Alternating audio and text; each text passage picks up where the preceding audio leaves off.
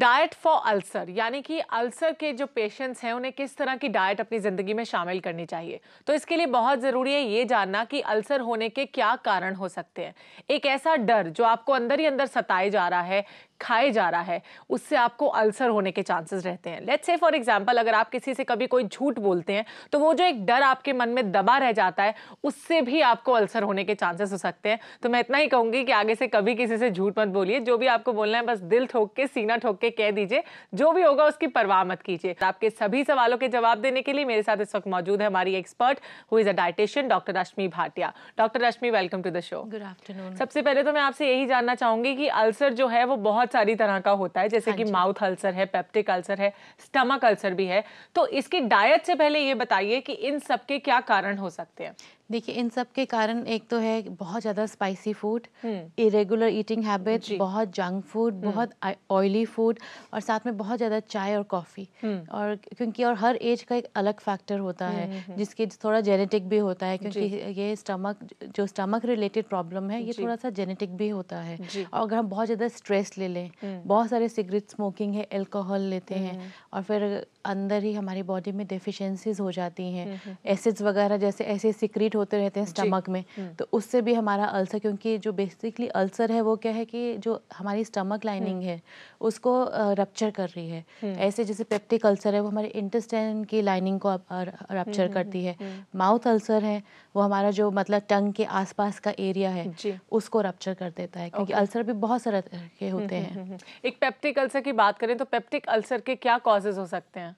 देखिए, peptic ulcer के भी देखिए सारे सेम ही कॉजेज है। जैसे बहुत जैसे लोग होते हैं अपने खाने पे ध्यान नहीं देते हैं, बहुत ज़्यादा चाय कॉफ़ी ले लेते हैं, बहुत ज़्यादा जंक फूड है, बहुत मिर्च मसाले फूड ले लेते हैं। और कई बार ऐसा भी होता है कि लोग थोड़ी थोड़ी देर के बाद खाते ही नहीं है कुछ भी, लाइक फ्रीक्वेंट मील्स ना लेकर अपने स्किप कर देते हैं। लॉन्ग गैप्स जब आ जाते हैं उससे भी हो जाता है। और बहुत स्ट्रेस में अगर जो लोग रहते हैं, क्योंकि हर बॉडी का रिस्पॉन्ड अलग है। कई लोगों का होता है कि अगर 10-10 घंटे बाद भी खाए उनको नहीं फर्क पड़ता, मतलब उनका इम्यून सिस्टम बहुत स्ट्रॉन्ग है। अब इम्यून सिस्टम वीक होने से किस तरह अल्सर हो सकता है इसके बारे में बात करेंगे डॉक्टर रश्मि, लेकिन उससे पहले बात करते हैं दिशा से, जिन्होंने हमें कॉल किया है। जी दिशा, वेरी गुड आफ्टरनून, बताइए क्या सवाल है आपका। जी मैम, मैं ये पूछना चाहती हूँ कि मेरी मम्मी, हाँ जी, मैं ये पूछना चाहती हूँ कि मेरी मम्मी के जो है रोज पेट में दर्द होता है। ओके जी। हाँ, जब वो खाना खाती हैं तब भी होता है उनके। तो मैं ये पूछना चाहती हूँ कि क्या उन्हें कोई अल्सर की प्रॉब्लम हो सकती है क्या? ओके, स्टमक एक रहता है इनकी मॉम को। क्या एज है आपकी मॉम की निशा? वो 44 है। तो क्या कर सकती हैं इसके लिए, क्या अल्सर हो सकता है? नहीं, देखिए, सबसे पहले तो मैं ये कहूँगी कि अगर वो जैसे बहुत फ्रीक्वेंटली खा रही है, बहुत इरेगुलर खा रही हैं, या बहुत स्पाइसी खा रही हैं, या बहुत हैवी मील्स खा रही हैं, क्योंकि कई बार बहुत हैवी मील खाने से भी, जैसे बहुत फाइबर भी है उसमें, बहुत हाई प्रोटीन डाइट भी है, हाई फैट डाइट भी है, उससे भी प्रॉब्लम हो जाती है। पहले तो मैं इनको ये कहूँगी कि 1-2 दिन हल्का खाना लें, जैसे खिचड़ी है, दलिया है, दाल चावल है, दही चावल है, घिया तोरी है, और थोड़ा मिर्च कम, मतलब रेड चिली एकदम यूज ना करें, स्पाइसी फूड अवॉइड करें, गरम मसाला ना यूज करें, सिर्फ ग्रीन चिली यूज करें, और बहुत ऑयली ना लें। तो उनसे इनको पता चल जाएगा। अगर 2-3 दिन ये खाती हैं और उनको रिलीफ हो रहा है, इसका मतलब इनको थोड़ा साइन ऑफ अल्सर ही है। ओके, मतलब डाइट को आपको थोड़ा चेंज करना होगा। उसके बाद आप हमें दोबारा कॉल करके पूछ सकते हैं कि आपके सिम्टम्स कम हुए या नहीं हुए। हरिओम है अभी हमारे साथ। जी हरिओम, बताइए क्या सवाल है आपका। जी हेलो। हरिओम जी, हम आपको सुन पा रहे हैं, बताइए क्या सवाल है आपका। सवाल ये, 20 साल से मैं करीब पीड़ित हूँ। अल्सर बताया था डॉक्टर ने आपसे 20-25 साल पहले जी, कि यहाँ तो मैं थोड़े घाव, छीलन सा इस तरह का है, और अंदर ही अंदर बहुत डर सा लगता है, पेट में आग हॉल रहती है, पूरे जिस्म में चींटी सी दौड़ जाती है, ब्लड प्रेशर एकदम हाई हो जाता है, और मैं डर जाता हूँ जी। 20-25 साल से आपको अल्सर है, तो आपने इसके लिए कोई मेडिकेशन आई एम श्योर की जरूर लिया होगा। किस तरह का मेडिकेशन आप फॉलो कर रहे हैं? मेडिकेशन मैंने एलोपैथिक भी लिया, इसका आयुर्वेदिक भी लिया, होम्योपैथिक भी लिया, लेकिन मैं नहीं समझता कि मुझे कोई अभी तक कोई। और ये बाईं कोख में मेरी दर्द रहता है, और जो प्रोटेस्ट, इसे पेड़ू कहना चाहिए, पेड़ू में भी दर्द रहता है। उम्र कितनी है आपकी? जी, उम्र कितनी है आपकी? ये 59 ईयर्स के हैं। पिछले 20-25 साल से अल्सर का प्रॉब्लम है, तो क्या करें इसके लिए? इनको तो देखिए, जो दवाई ले रहे हैं सारी दवाइयाँ छोड़ दें जी। Liquid diet, soft and bland diet लें और मतलब हर 2 घंटे बाद कुछ ना कुछ लेते रहें। हाई फाइबर डाइट एकदम ना लें। साबुत दालें हैं, फूल गोभी है, पत्ता गोभी है, हरी सब्जियां हैं, वो ना लें। हाँ, क्योंकि उससे भी इनका, क्योंकि फाइबर हाई से भी इनको प्रॉब्लम हो सकती है। क्योंकि लोग कहते हैं कि किसी मतलब कोई बीमारी होती है तो ग्रीन वेजिटेबल ज्यादा खानी चाहिए, लेकिन आपने एकदम अलग बात करी। हाई फाइबर जो हरे पत्ते वाली सब्जी, घिया तोरी खा सकते हैं, बट हरे पत्ते वाली बंद गोभी, फूल गोभी, भिंडी, क्योंकि ये इरिटेट करती है स्टमक लाइनिंग को भी एंड माउथ लाइनिंग को भी। और कम से कम 15 से 20 ग्लास सिर्फ पानी लें, नारियल पानी लें, नींबू पानी लें, ठंडा दूध लें। मतलब लिक्विड डाइट लें। हर 2 घंटे बाद कुछ ना कुछ लेते रहें। वेजिटेबल खिचड़ी, वेजिटेबल दलिया है, आपका इडली है, पोहा है, उपमा है, खीर है, कस्टर्ड है, ये सब लें। उसके बाद इनको पता चलेगा। उसके बाद आपको ये अंदाजा हो जाएगा कि आपका जो अल्सर है वो कम हो रहा है नहीं। इस तरह की डाइट अपनी जिंदगी में जरूर शामिल कीजिए, और जो भी डाइट आपको अवॉइड करने को कहा है, जैसे कि ग्रीन वेजिटेबल जिनमें जो लीफी होती हैं, वो आपको अवॉइड करनी है। हो सकता है कि ये ना कर रहे हो, उस वजह से भी इनका अल्सर, और मुझे लग रहा है कि ये टेंशन में भी ज्यादा रहते हैं क्योंकि इनका नहीं क्योर हो रहा है, और चाय कॉफी भी ज्यादा ले रहे होंगे, और अपने ऊपर इन्होंने एक्सपेरिमेंट्स बहुत किए हैं, तो इसलिए वो सारे एक्सपेरिमेंट्स छोड़ के सिर्फ अभी डाइट पे कंसंट्रेट करें। चलिए अभी बात करते हैं सुखबीर के साथ। जी सुखबीर, बताइए क्या सवाल है आपका। हेलो। हाँ जी, नमस्कार जी। नमस्कार जी, बताइए क्या पूछेंगी। ऐसे मैं 61 की हूँ। हाँ जी। तो मेरा पेट अभी तक तो ठीक ही रहता था, अब 10 दिन में वो 2-3 दिन बाद गड़बड़ हो जाती है। स्कूल जी, बराबर हो जाएगा, लूज मोशन हो जाएगी, क्रैम्प्स पड़ेंगे जी। अच्छा, ये तो मेरा सवाल। अब दूसरा मेरे बेटी का है जी। ये 31 है जी, फर्स्ट प्रेगनेंसी है। वो मतलब के उसका पेट बड़ा बड़ा नजर आता, 7th मंथ स्टार्ट होया है, लेकिन फर्स्ट 3 मंथ्स में भी पेट बड़ा था। वो चाय काफी कुछ नहीं लेती, फेस उसका ठीक है, सब कुछ ठीक है, लेकिन अब ये मेरे को टेंशन हो रही है, उसका पेट को इतना ज्यादा बड़ा बड़ा, कोई आगे जाके प्रॉब्लम तो नहीं आएगी। सुखबीर जी, आपके दोनों सवालों के जवाब हम देंगे, लेकिन उससे पहले कॉल्फा गेम में वक्त हो गया एक छोटा सा ब्रेक लेने का। आप कहीं मत जाइए, देखते रहिए प्रज्ञा, जो आपको मिलाए बेहतर आपसे।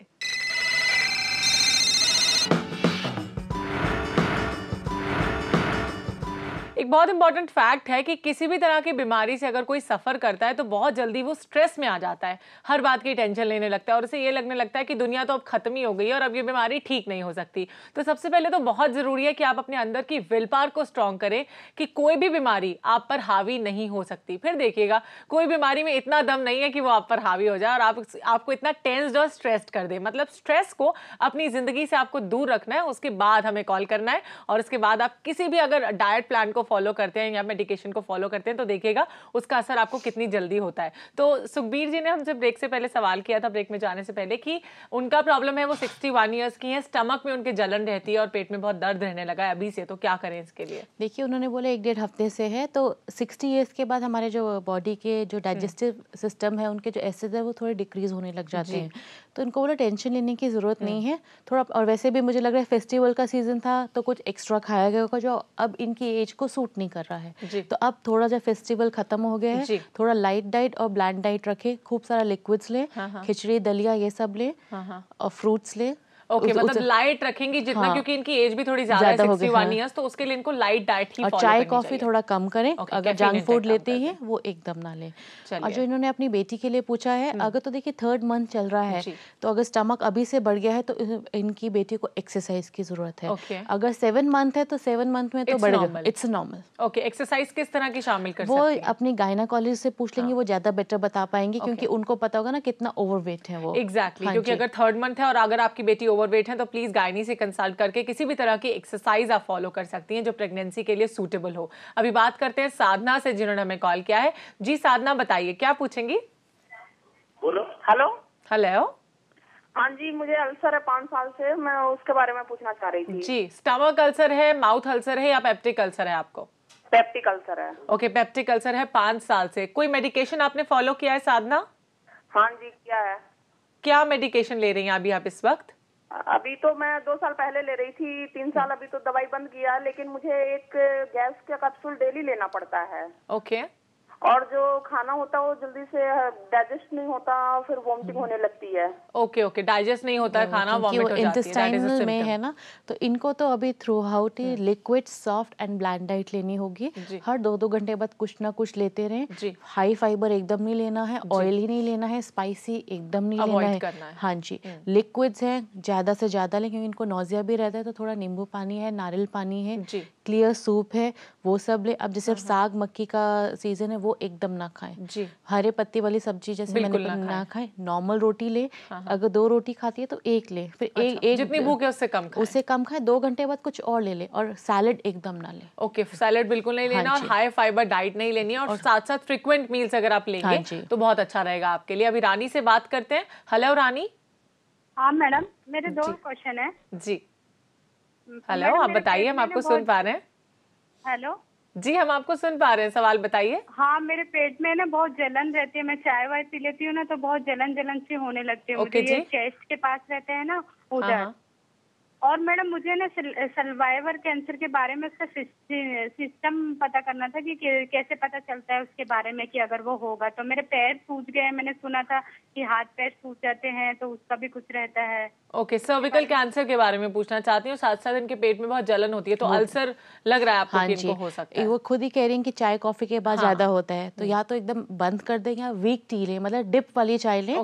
जैसे पानी उबाल के उसमें डिप को 2-3 बार मतलब डिप करें, और 2 चम्मच दूध डालें। दिस इज लाइट और वीक टी।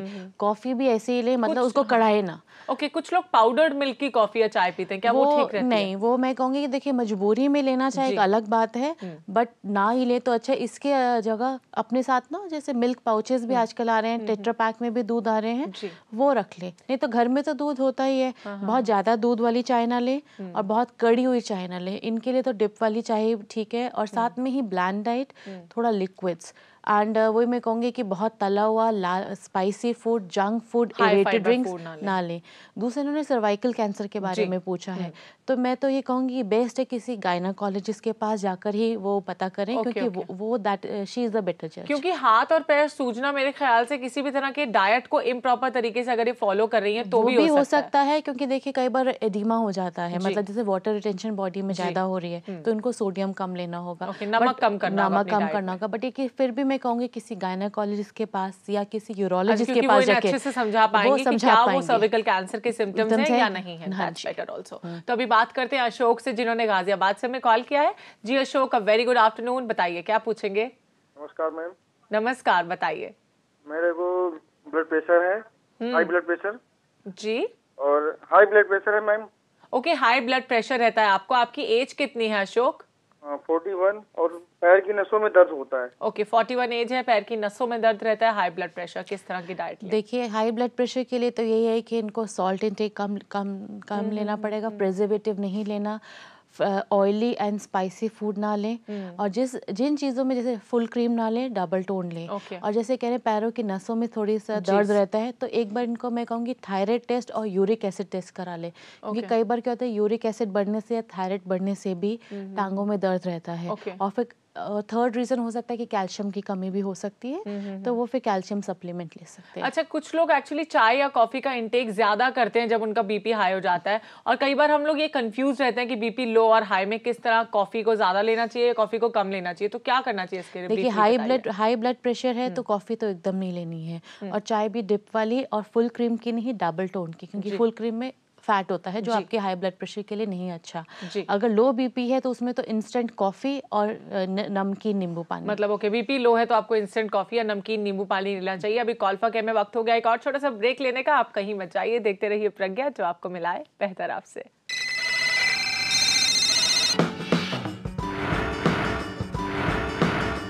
जिंदगी में अगर किसी भी चीज से आपको डर लगता है तो प्लीज उसे डर को अपने मन में मत दबा के रखिए, बस जाके कह दीजिए किसी से भी, चाहे वो झूठ बोलने का डर हो, किसी चीज को खरीदने का डर हो, या किसी से बात करने का डर हो। अगर आप चाहते हैं ना कि आपको किसी से दोस्ती करनी है तो बस जाइए और उससे दोस्ती कर लीजिए। उसमें भी उसे डर मत समझिए कि शायद वो हाँ करेगा या ना करेगा या करेगी, तो प्लीज जाइए और अपनी बात कह दीजिए, फिर देखिएगा कुछ नहीं होगा और कोई बीमारी आपको छू भी नहीं पाएगी। तो अभी बात करते हैं हम अलका से, जिन्होंने दिल्ली से हमें कॉल किया है। जी अलका, बताइए क्या पूछेंगी। हेलो हेलो हेलो जी अलका जी, हम आपको सुन पा रहे हैं, बताइए क्या पूछेंगे आप। नमिता जी, रश्मि जी, आपको good afternoon. Very good afternoon. बताइए मैम, मेरी मदर की एज करीब 50 to 53 के बीच में है और उन्हें हाई बीपी रहता है। ओके। उनको टेस्ट भी सारे करा लिए, उनकी नजरें, आंखें भी थोड़ी वीक हैं और उनको थोड़ी मतलब उनके कैल्शियम की कमी बताइए मैम। थायराइड भी नहीं है उन्हें और शुगर भी नहीं है। ओके, 51-52 एज है इनकी मदर को जी। और उनको मैम थोड़ा सा कैल्शियम की कमी बताइए और उनको थोड़ा दवाई कम ले पाती हैं। बीपी की तो लेती हैं लेकिन थोड़ा वो कहती हैं कि मुझे बीपी में मैं टांगों के दर्द में पिंडली के साइड में उन्हें बहुत पेन रहता है। ओके, बीपी हाई रहता है और दवाई भी नहीं ले पाती हैं ठीक से, क्या करें इसके लिए? देखिए बीपी जो हाई रहता है उसके लिए तो वो है कि लो salt diet, low fat diet, and साथ में दूध जो है डबल टोन ले, फ्राइड चीजें ना ले, तला हुआ स्पाइसी, हाँ तला हुआ ना ले, और अचार पापड़ वगैरह ना ले। और जो कैल्शियम की बात करी और फिर कह रही इन्होंने बोला इनकी आंखें भी थोड़ी वीक हो गई हैं। अब जैसे गाजरों का सीजन है तो रोज गाजर की कुछ ना कुछ ले, जैसे गाजर की सब्जी हो गई, गाजर की खीर हो गई, गाजर का हलवा हो गया है। और साथ में जैसे कैल्शियम की कमी है उसके लिए स्प्राउट्स जरूर लें रोज, और बेसन की कोई ना कोई जरूर चीज लें। और अब तो हरे पत्ते वाली सब्जियां भी आ गई हैं, पालक है, साग है, मेथी है। हाँ जी, रोज मतलब एक दिन पालक ले ले, एक दिन बथुआ ले ले, एक दिन मेथी ले ले, एक दिन साग ले लें। और बेसन की चीज रोज लें, जैसे बेसन का हलवा हो गया है, बेसन का फुल्का हो गया है, बेसन का पूड़ा है, बेसन की वो आपका मतलब मिठाइयाँ हैं, बेसन की बर्फी है, बेसन की कड़ी है, पकौड़े ना ले, कड़ी ले सकती हैं, उसमें फिर बूंदी डाल दें या उसमें वेजिटेबल्स डाल दें, या पालक को उबाल के डाल दें, वो भी पालक कड़ी हम उसको बोलते हैं। वो एक तो बहुत लाइट भी है, प्लस इनको कैल्शियम का, आयरन का, विटामिन ए सबका इंटेक मिलता रहेगा। अभी बात करते हैं सुष्मिता के साथ। जी सुष्मिता, बताइए क्या सवाल है आपका? Hello, good afternoon. Very good afternoon. बताइए क्या पूछेंगे? मेरा एज है 31 ईयर्स जी, एंड मेरी एक बेटी है एंड मुझे सिजेरियन के बाद बेटी हुई है जी। तो मेरा प्रॉब्लम है कि मैं बहुत रेगुलरली एक्सरसाइज करती हूँ, डाइट पे भी कंट्रोल करती हूँ, लेकिन मेरे पेट का वजन बिल्कुल कम नहीं होता। I am around 65 now, 65 kgs। Height कितनी है आपकी? हाइट मेरी 5'1" है। 5'1" के हिसाब से आई बिलीव 65 थोड़ा ज्यादा है वजन, तो क्या करें इसके लिए? बेसिकली देखिए अभी सिजेरियन हुआ है, अभी मुझे लग रहा है फ्रीक्वेंट मतलब रिसेंटली ही हुआ है, तो कम से कम देखिए हम कहते हैं अगर तो ये बेबी को फीड करा रही है तब भी वजन कम होने के चांसेस रहते हैं। जब फीड नहीं मतलब जब फीड छोड़ देंगे उसके बाद ये थोड़ा सा और एक्सरसाइज पे ध्यान देंगी, क्योंकि मैं प्रेगनेंसी के बाद एक्सरसाइज फॉलो करना भी ठीक नहीं रहता, सिजेरियन के बाद नहीं रहता। और आफ्टर प्रेगनेंसी चाहे नॉर्मल डिलीवरी हो चाहे सिजेरियन हो, कम से कम 1 से 1.5 साल लगता है बॉडी को नॉर्मल शेप में आने के लिए। एग्जैक्टली। तो किस तरह की डाइट प्लान फॉलो कर सकती हैं ये? डाइट प्लान अगर तो देखिए फीड ले रही हैं तो मैं कोई रिस्ट्रिक्शन नहीं बताऊंगी। अगर फीड नहीं दे रही हैं तो लो फैट डाइट लें, डबल टोन दूध लें, एंड तला हुआ ना लें, और बहुत ज्यादा ये कोल्ड ड्रिंक्स है, जंक फूड है, इसे अवॉइड करें। बस हाई कैल्शियम डाइट, साथ में हाई फाइबर, अपने आटे में ब्रांड डाल लें, और रात को 8 बजे के बाद रोटी या चावल ना लें, सिर्फ दाल वेजिटेबल्स लें, और रात को सोने से पहले एक ग्लास डबल टोन दूध ले लें। चलिए अभी बात करते हैं शिखा के साथ। जी शिखा, बताइए क्या सवाल है आपका? Hello, good afternoon madam. Very good afternoon. बताइए क्या पूछेंगी? एक्चुअली मुझे ना पेट में मतलब आपसे एक रिक्वेस्ट है शिखा, अपने टेलीविजन सेट का वॉल्यूम प्लीज थोड़ा सा स्लो कर लीजिए, उसके बाद बताइए क्या पूछना चाहती है। हेलो हेलो जी, बताइए। हाँ, एक्चुअली मेरे ना पेट में मतलब गैस का बहुत प्रॉब्लम रहता है। ओके जी। साइड में पूरा गैस का मतलब हमेशा मुझे ऐसा महसूस होते रहता है जी। तो डाइट तो मतलब मेरी ठीक है, जैसा मॉर्निंग में मैं लाइट ही नाश्ता करती हूँ, ब्रेकफास्ट लेती हूँ जी, आफ्टरनून में भी टाइम पे ही मैं खाना वाना खा लेती हूँ, लेकिन मुझे ऐसा लाइट भी खाना खाऊं या हैवी भी खाना खाऊं तो भी मुझे ये प्रॉब्लम हमेशा रहती है। क्या आपको ये प्रॉब्लम खाना खाने के बाद होती है या खाना खाने से पहले भी रहती है?